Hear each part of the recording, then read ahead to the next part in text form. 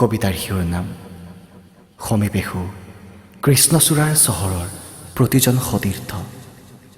কথা দীপজ্যোতি বৰা।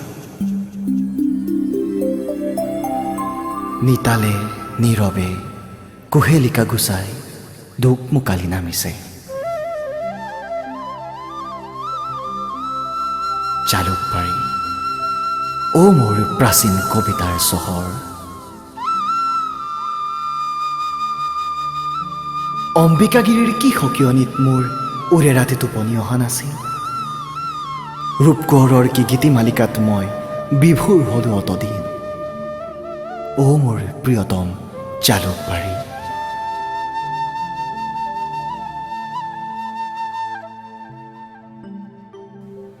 নতুনৰ থুনুক থানাক খোজ ৰিণি ৰিণি শুনিছো।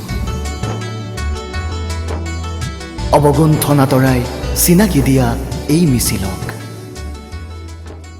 যি মিছিলে চিজিল লগাব সময়, জাতি ভাষা মাটি জীৱন জয়গান। মেঘালীৰ সন্ধিয়াৰ ৰঙা ৰঙা মেঘ, মেঘ চুলেই লগ পাওঁ বিষ্ণু ৰাভা, মেঘ চুলেই লগ পাওঁ অমূল্য বৰুৱা। সেই তীব্ৰতৰ সপোনক খেদি ফুৰো, যি সপোনে জীয়াই ভৱিষ্যতৰ সূৰ্য।